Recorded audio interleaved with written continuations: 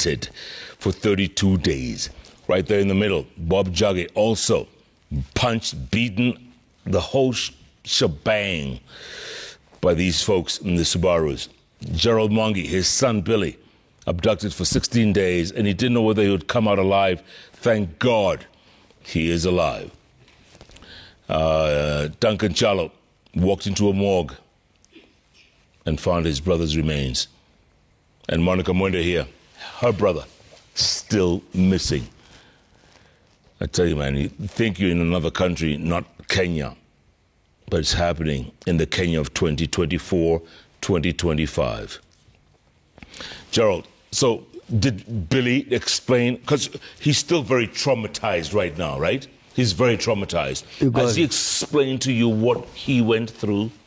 First of all, Jeff, that clip you have just shown, I was in court. Yes, you were. On 21st. Yeah. And there was this order from High Court that the IG, Mr. Kanja, was supposed to appear in court. And he was supposed to accompany the boys. There were 5 of them, Billy and four others. And so I was excited because in my ordinary way of thinking, I said, oh, the boy is to be produced in court. Yeah. And that one is everybody else thinking. So I went there to correct the boy. And when I went in the court, I didn't find the IG there. And I looked around all over because I went very early. And I could not see the boy. I was asking some people around there, or even the orderlies, they were telling me, I don't know. The court was jammed up. And there was a suspicion which started to build in me. The boy is not here. And there is this order that the boy and 4 others should be produced. And I realized, somebody else whispered to me there, that there are no boys. So I was asking him, now, where are they? He didn't know either. So when you saw me collapsing there, breaking down, is when I realized that the boy is not here. And it's like he's not coming. Oh, I don't know, got confused. Yeah, I also got abnormally traumatized. Yeah. And I broke down. Now, this issue of the boy, what was done to him, as we talk, the boy has not healed. He's still recovering from that trauma.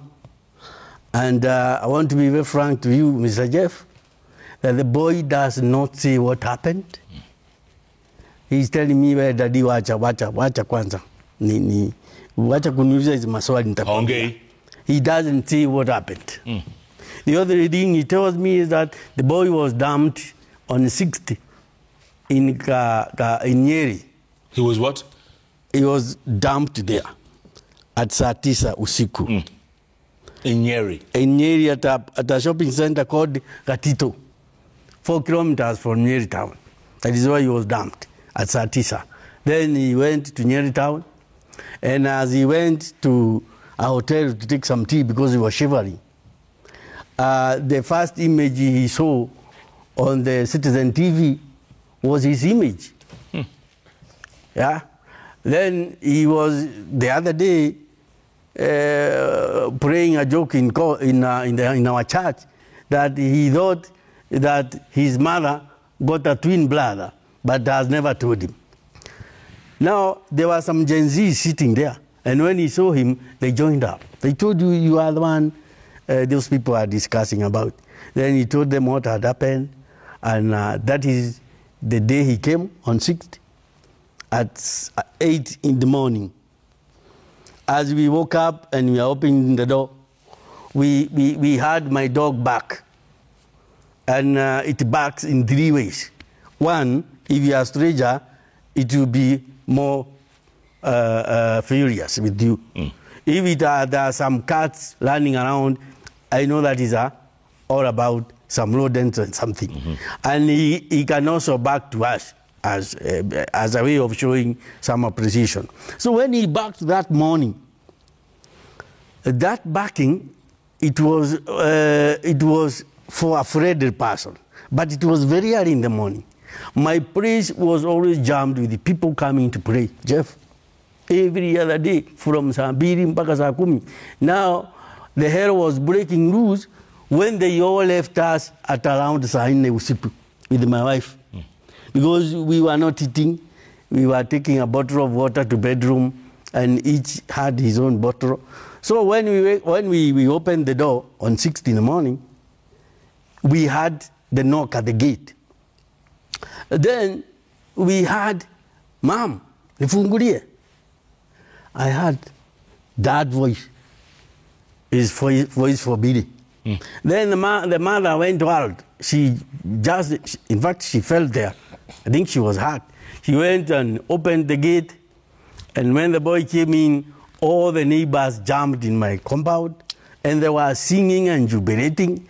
But I want to say this, Jeff. As much as one would see me celebrating, I want also to sympathize with these people, because my God is not a superior God from theirs. My God is their God. They are feeling how I was feeling, and we are praying for Monica, the brother, may come out alive. What do you think, Monica? Unasikiaje ako bado ako? I believe my brother hako. Na believe brother angu hako. Yuko mzima. But there's been no communication, there's been nothing, hata hujui namba yake ni mteja. Hakuna kitu inaendelea. Unaonaje? Na aliabductiwa kwa nini? I don't know what I can say, but vile walichukuliwa, sisi hatukuijua. Nini ilifanya wachukuliwe? We don't know. Alikuwa akifanya kazi gani? Yeah, ni asla kwa hapa Mlolongo. Anauza bags. Yeah.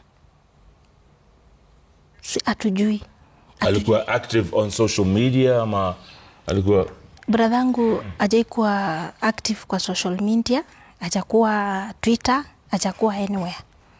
Ni mkijana very cool. Ana maneno mingi. Ulijuaje aliabductiwa? Yeah, my brother Dan called me. Akaniambia, unajua bradhako walichukuliwa na bradhangu. Na pia brother mwingine. So itabidi mkuje tushikane tutafute ya watoto. So hivyo ndivyo ilikuwa. Si tukashikana tukaanza kutafuta our brothers. Na kufikia saa hii hatujawahi wapata. At least Dani ako happy. Alipata wake. Sisi hata hatujui ako wapi. Alifungiwa wapi ama yuko wapi. Mamangu hata halali. Dan, brother yako alikuwa akifanya kazi gani? Taxi driver. Alikuwa taxi driver? Yeah. Uko Mlolongo? Mlolongo. Yeah. Yeah. Na aliabductiwa, what do you think, why? Why was he abducted? We never know, because he has gone with the truth. Nobody knows. Nobody will know. It's only God and him. Yeah. The truth has gone and everything has gone. So unless we get justice from government, but nobody knows why he was arrested, nobody knows why he was taken away, because he's lying down there, he can't speak, we can't see him. Yeah. You know. At what point did you realize he had been abducted? Like how, when? His wife called me. It was on Tuesday, date 17. Very late. It was around 12. It was around 12 midnight. She called me and told me, your brother, since yatoke jana kwa nyumba, simu yake ni mteja. Try to find out kama utampata kwa marafiki zake. So I tried as much as I can to call his friend around. Sikumpata. So the following day niliamka police station kuangalia kama kwa police station. Sikumpata. Nikaenda next police station ilikuwa Kitengela, sikumpata pia. Nikarudia the river pia kumtafuta, sikumpata. So hiyo siku ikaisha. The following day, it was on 20th. I went back to police station to report the matter about the missing brother. So the journey started there now to look for him. It had gone there for a month. A month? And later, it was about 42 days, when now we received a report that he's lying down in the morgue. City mortuary, Ama? City mortuary. The same city mortuary, we have been there several times. Na tukumpewa. Yeah, so suddenly he appeared somehow. Suddenly he just appears. And now, that's a kind of scenario we don't know. We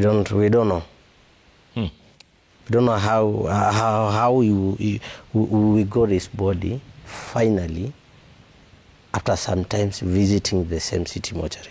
We don't know how that kind of playing game in between the city mortuary. We don't know. Totally we don't know. Was he younger than you? Yeah, he was 33. 33. I'm 35. What was he doing? What was his profession?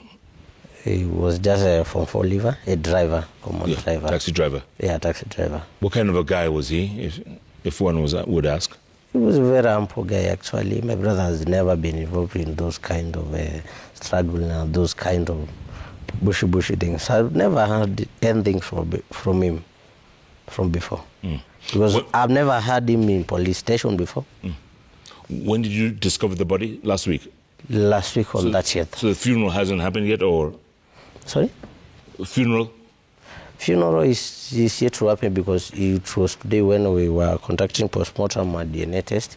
So we'll have to wait for 14 days to plan for the burial. Did you get the findings from the postmortem yet? Yeah, we found the findings of postmortem. What did they say? It was a severe beating on the chest. There was a blunt clotting on the abdominal. Then there was some marks on the head. There were blockings, defensive blockings on hands, both ends, right and left. He had a very painful death. Yeah. Bob Juggy, so there you are in the car, you're being beaten, your face is swollen, you're bleeding, you've been handcuffed, you've been hooded, blindfolded. When you reached wherever destination they took you, what did they do? Did they strip you naked? Did they? What happened? Well, along the way, when we're still in the car, the man would make phone calls to somebody somewhere, and they would receive orders. And in my case, it was communicated to the rest that an order has come from above that I'm not supposed to be alive in the next 2 hours, you know. And so I knew for sure that this is an abduction, and had already seen the quarry dams, what young people were ending up in the quarry dams dead. Did you think you were going to die, Bob? Yes, definitely, because at that point I had been totally beaten to submission. I was almost half conscious, half unconscious, you know. My body was numb, completely numb, you know. It's too much pain until you cannot feel pain anymore, you know. So I withstood the pain and I said my last prayers, you know. I confessed my sins because I knew I was going to die. But it seems it was not your time, you know. Yeah. Aslam, ulifikiri watakuwa? Yeah. Huh? Wakati niliyeko kwa Subaru, akili yangu ilinijia kwa wale wenye wanatupwa Rivayala, Kware, mimi pia na ndugu yangu tuko kwa hiyo njia. Lakini nikamwomba Mwenyezi Mungu asitujalie kifo kama hiyo mbaya. Wakati tulifikishwa katika kile chumba, tulifikishwa sehemu ilikuwa very cool. Very cold? Cold. Kama chini ya mti, somewhere like that. Ilikuwa nje? walifika mahali wakastop, wakapigia other team. So hiyo team ikakuja ikatuchukua. Pia ilikuwa waka change handcuffed. Zile handcuffed tulikuwa tumefungwa, zilibadilishwa, tukafunguliwa hizo, sasa tukafungwa. Ile team yenye ilikuja kutuchukua wakatufunga handcuffed zao, tukapelekwa sehemu. Walikuwa hooded, walikuwa hapo. Mimi nilikuwa blindfolded. Wewe? Lakini pingu zikifunguliwa na ifeel, ilikuwa imenikaza sana mkono wa kushoto.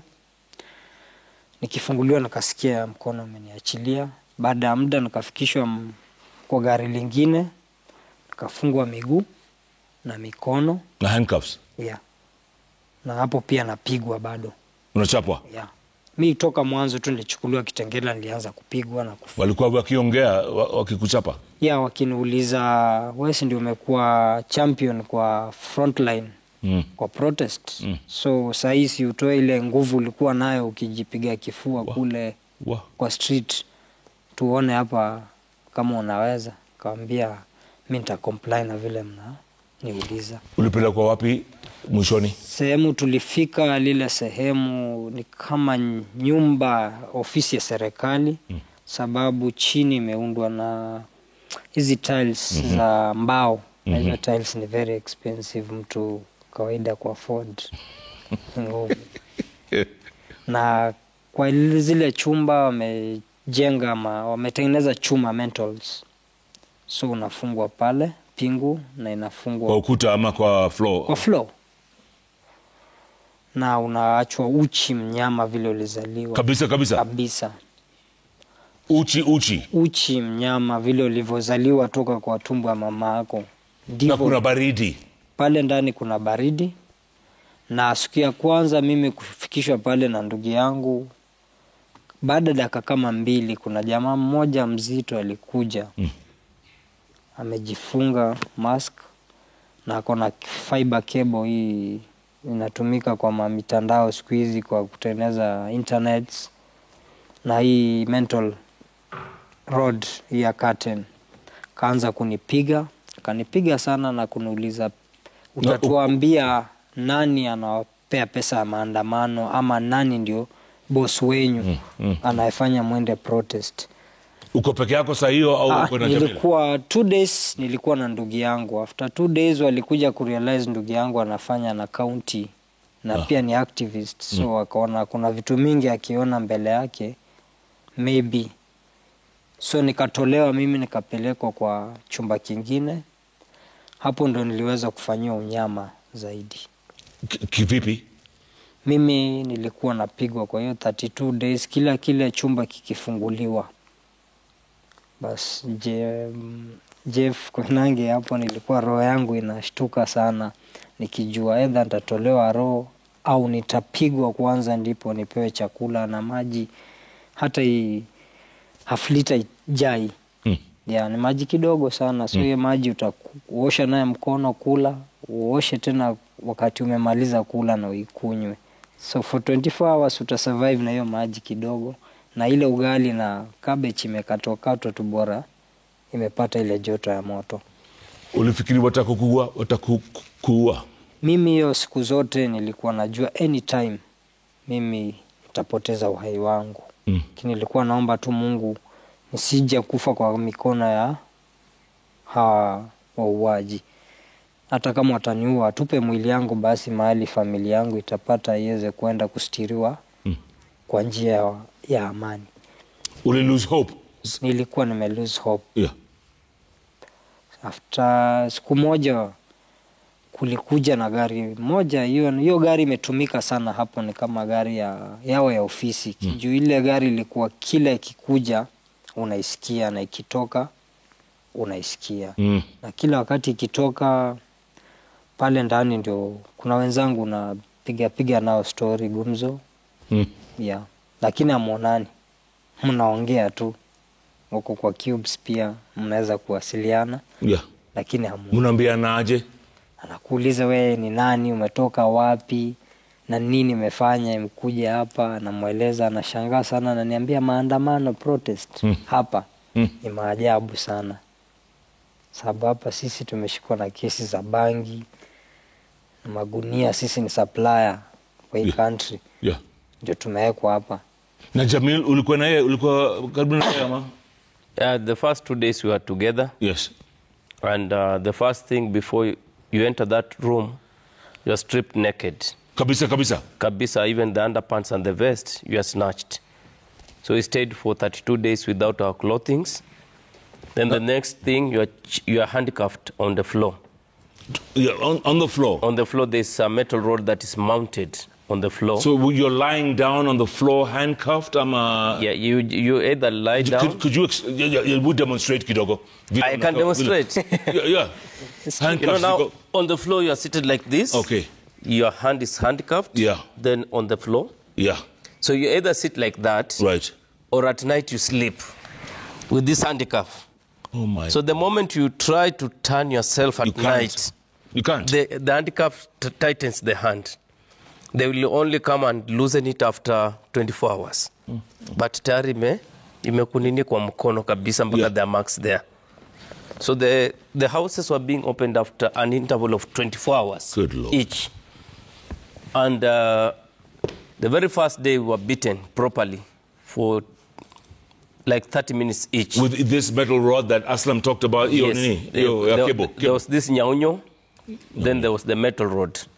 They started with him because he was just right opposite me. He was beaten for about 20 minutes or so. Then they came to me. They started beating me and asking me who is the finance of the Gen Z Mandamanos in Kitengela.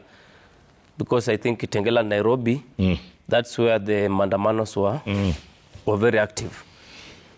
So I told them, myself personally, I was not around. And I'm requesting you do your due diligence in your investigations. I was just a collateral damage, but I was not around during the Mandamano. But he participated because it's a constitutional right. Correct. And they had a reason on why they went to the street. And the whole country, in fact, more than 50% of the counties in Kenya participated in the Mandamano. Yeah. Why only go for some few people in Kitengela? Because the Mandamano started actually during the morning hours. In the afternoon, the looting is when it started. So the people who are looting in Kitengela, they are not the people who demonstrated during the daytime. These are two different groups. But you see, such things will only happen because of the lapse in our security agencies. Yeah. They could not identify the looters and the demonstrators. So all the blame was being put on them because of the damage that was done in Kitengela. Are your parents alive? No, we don't have. You don't have parents? They died. Okay, both parents. You have seen them in the siblings, you have family. I mean, what were they thinking of you during this time? The 32 days? Yes. Personally, my wife was pregnant. 8 months pregnant when I was abducted. Good Lord. She only delivered a few days after my release. And in fact, her pressure was very high. We knew we were going either to lose her or to lose the baby. Lakini wako sawa? Wako sawa. We got a baby girl called Jamila. Beautiful. Yes, she's doing so well. Oh. But now, especially for me and Bob, and even Aslam, the abduction has really changed our lives a lot. To the worst. Tell me how. To the worst. Personally, I've run a business for 18 years in Kitengela because I've stayed in Kitengela for 22 years. I'm doing 22 years in Kitengela. Bob, I think he was born there. I got him in Kitengela. So after the abduction, you see this a business, and everybody could see in the mainstream media, social media, that we've been abducted by the state. And according to their minds, we are portrayed as very serious criminals in the country. They don't know the reason of the abduction. Yeah. So that's why you are seeing us in the media trying to explain ourselves so that Kenyans can know what we went through and why we went through that thing. Are you saying your business has gone down? Yes, it has gone down because before the abduction, I had a loan with a bank, KCB Bank, Kitengela, to boost my business. I had taken a loan of 1.2 million Kenya shillings. And I used to repay them monthly 52,000. Currently, I can show you my bank. It's reading negative 100,000 because I can only afford about half what I used to pay before the abduction. Right. And in fact, the business image has gone down. So I'm just trying to rebuild the business image. And I always appreciate the human rights organization in this country. They came in handy. That is the Defenders Coalition. That it's the one that protects the human rights defenders in the country. Vocal Africa, our brother Hussein Khalid, they actually came and gave me some machines to continue my business. It's an IT business. And IMLU came to our rescue. When we were released, they took us to Aga Khan for treatment. We were placed in a safe house in Nairobi for 1 month on their own cost. So that's why you can see we regained our health. If it were not for them, it was very expensive to regain this health that we have now. And they have used a lot of resources to try and make sure we are back on our feet so that we continue our daily lives. And are you able to continue with your daily lives? For now, I'm just praying, and with the support they have given me, I'm sure with God on my side, I'll pick up. Because I have 4 children, all school-going, private schools. But if things get to worse, I'll have to move them to public schools. They will have to adjust their lives just because of this abduction story. Sure. Bob, how were you released? How did it happen that you got back home, if you will? Well, first, I must say thank you to the Law Society of Kenya. They played a very big role in our release, and amongst other organizations, the human rights organizations, my family as well. What happened was that the pressure came from the public calling for our release. I remember, I think I was informed that the Inspector General, acting, Masengeli, had been found in contempt of court for not being able to produce the 3 of us when asked by the court. And on the day of our release was the same day that he appeared in court. It was the last day when he was in contempt of a court order. So it was the pressure that came from these different organizations and Kenyans in general, especially on Twitter, that compelled those who had abducted us to release us. It was in the middle of the night at about midnight, 1 a.m. I had 2 men opening the door. They cocked the pistol, and they opened the door and got inside the room. It's very unusual because normally they don't open the door. Once they close the door at midday, until the following day, they don't open the door. So at this time, I was wondering, why are they opening the door? Probably they're coming now to finish me. And when the men opened the door, they threw my shoes and my trousers on the floor and my jacket. You were still naked at this time? Yes, half naked. I had a boxer short. So they asked me to put them on. And I asked them, where are you taking me? And they would not answer and they would not talk. So they asked me to comply, which I did. I put on my shoes, my trousers, and my jacket. But before we left the room, they removed the handcuffs, which were on me. I had the handcuffs for 32 days, day and night. So they removed the handcuffs and replaced them with plastic tie knots. Okay? Yeah. And I was led outside the room, downstairs, into a waiting vehicle. The engine was running. So I was put inside the back seat again, but this time there's only 1 man to my left. And I know he's watching this show because they used to watch Citizen. Every day I could hear the Citizen TV sound. When you were in the room? When we were in. Yeah. So they used to follow everything that is happening outside. Because I think at that time there was a lot of publicity on media, and we must say thank you to all the media stations, especially Citizen TV, for showcasing the plight of the abducted persons. So he's probably watching you right now? He's actually watching me right now, and he's called Chairman. They call him Chairman? They call him Chairman. So I want to address Chairman right now, because I know you're looking at me. Yes. I want to say to Chairman that what you're doing inside that house is very wrong. And sooner or later, the law is going to catch up with you. You have been abducting, you have been killing people, and young people at that. And this is a civilized society which we live in. We are lucky that we are alive to tell the story. But I know that justice is going to be served, and it will be served soon, because they are actually following what is happening right now, including everybody who abducted us, their bosses. Absolutely. What I want to tell Kenyans is that the struggle and the fight that we have been pushing in this protest has been about good governance and accountability. We are yet to see the benefits, or rather the realization of what took us to the streets. Corruption is still on high gear. Abductions are still taking place, all right? So what we are saying, Jeff, is that yes, we have been through an abduction, but we are not relenting in our struggle and our push for good governance. If anything, this is something that has even given us a reason to be more bold at what we are doing. Absolutely. I want to say it here on JKLIVE that as a Free Kenya movement, we are organizing as an alternative leadership to take over this country after we send this government home in the near future, or in 2027. Yes. Bob, do you know where they finally took you to? Do you know where you ended up? Was it, Limuru? Was it the Thika Road? Was it Githurai? Do you know where you ended up? Do you have any idea?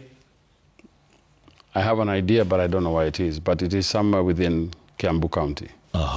Yeah, because the distance which we traveled, I could also hear the noises from where we were being held.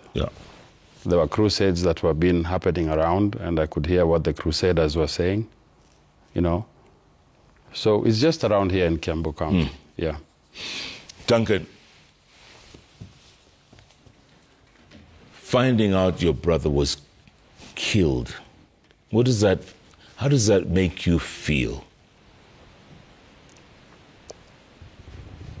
It's so painful, Jeff. The pain that I can't explain, actually, and not me alone, the entire family. We can't explain the kind of pain we are going through at this kind of time, that our brother is lying down there, don't know who killed him, we don't know the reason, what inspired for his death. So we are just in a kind of an agony that we are panicking. We don't know where to rely on. What do you tell those people who abducted him and killed him? What do you tell them? They're probably watching, like Bob is saying, they're probably watching us. What I can tell these people who abducted this guy and killed him, I can tell their days are numbered. Their days are very numbered. Soon they will be caught and they will be brought into the book.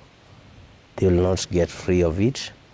They will be brought down to the book one day, not so far, but soon. Graham Mwangi, did you think that Billy would end up dead? Were you worried that he'd end up dead? First of all, Jeff, you asked me a question. I remember I haven't answered you about social media. And I want to tell you,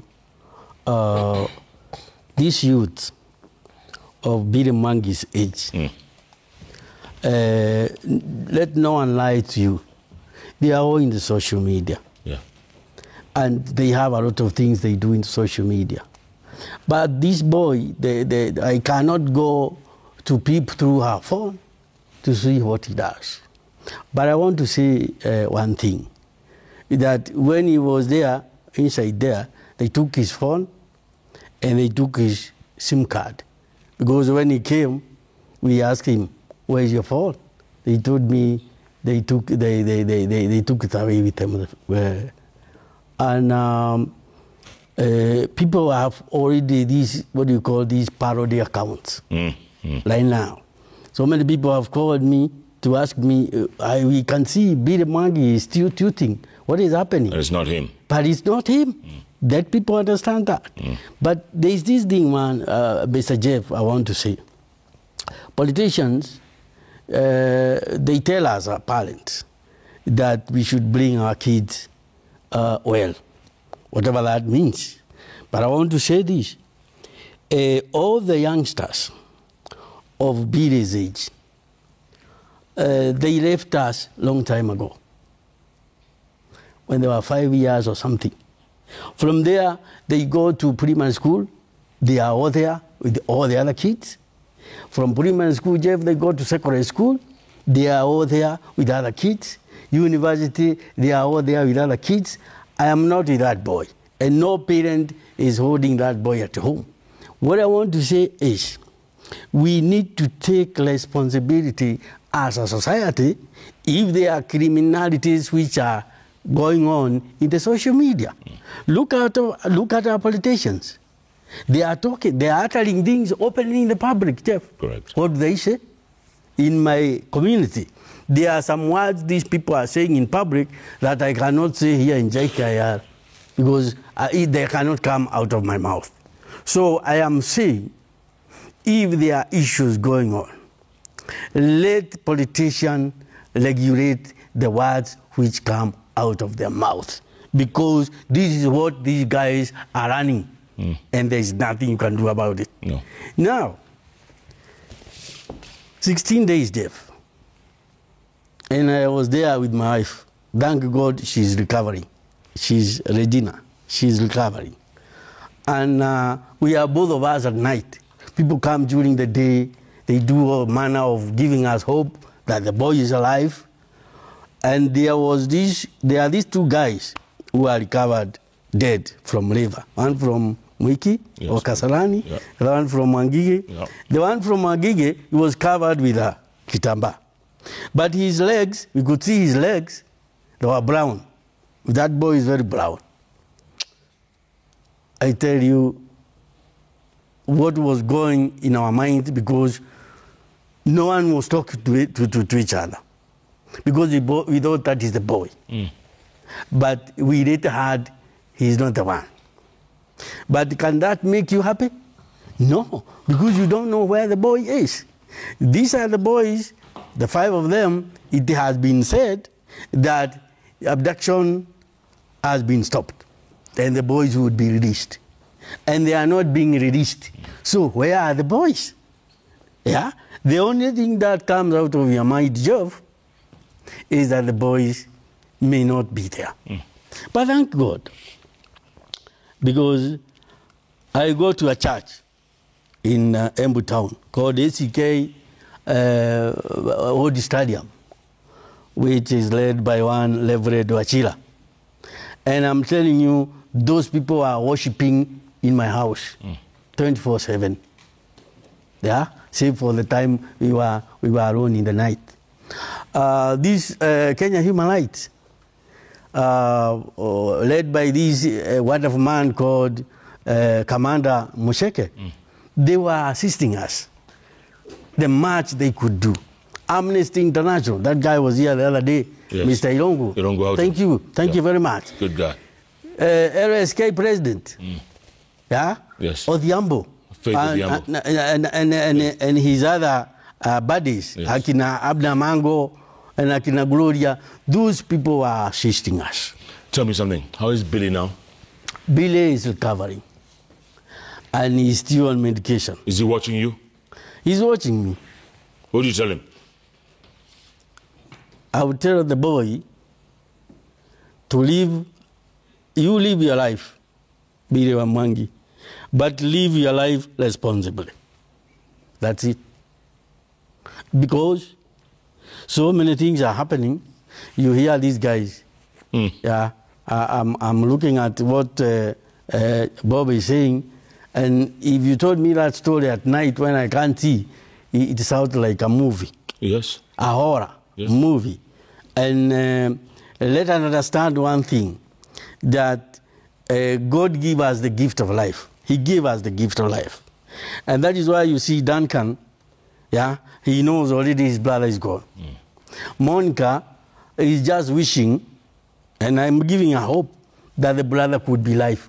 Yeah. Why? Because God has given us the gift of life, and we should be alive until when God says, okay, Jeff, this is your day. It's time. But nobody else should come and take your life. Correct. Abductors, Jeff, I want to tell them, you abductors, I don't know you, but I'm asking you, Supposing you get into my shoes. Supposing you get into the shoes of these guys and these people. Your children have been abducted. It is a reversed role now. How would you feel? In my community, we say, Jeff, isn't it? Correct. You cannot feel that pain, but you can imagine. I am imagining the pain of these guys. So if these abductors, I'm telling you to be human, and if there is anybody who is coercing you to abduct, please tell them no. Because you may abduct people, Jeff, only to abduct your relative without knowing. Yeah. Isn't it? True. Without knowing. True. And that is very painful when you understand I abducted Jeff and he is my cousin. Let them stop this thing. Whatever reason they are abducting these youths for, let them take the youths. They are also parents, I believe. Let them talk to them, but openly, in an open forum where we can all participate. Absolutely. All right? Yes. That is what I would tell them. I agree. Monica, utaambiaje hawa watu? If they're still holding your brother, what do you tell them? Waongeleshe hawa watu. Okay, first and foremost, wacha niwashukuru Kenya Human Rights, Hussein na your team. And Senator Manzo mahali huko amesimama na sisi. Baka saa hii bado tunamhitaji mahali huko. Na naona tu, I think is watching me.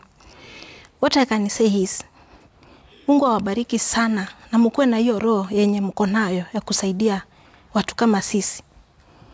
And then nikihad to the president, the way ulipeana order wale machiefs mahali wako watafutwe. Naomba Mr. President, peana order pia sisi Kenyans as a youths tunahangaika. Tulisimama na wewe kukiwa kubaya, kukiwa kuzuri. Na tukafanya juu chini mpaka tuka make sure uko pale. Na tunajua ni wewe mwenyewe unaweza sema hii kitu na inaweza happen.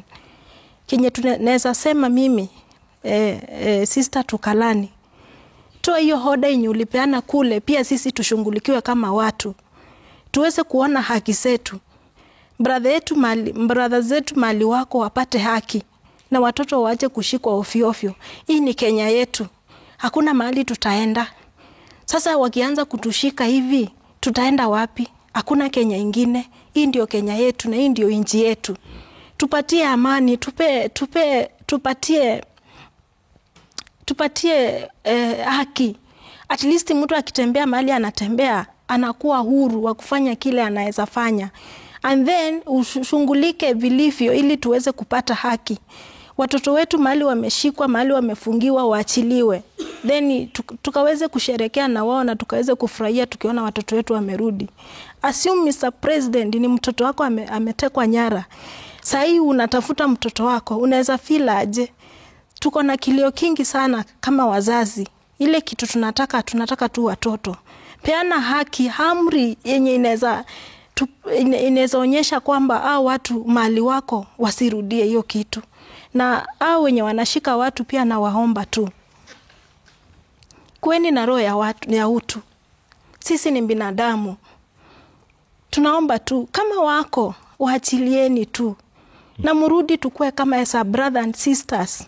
Tujenge Kenya yetu na tuendelee mbele.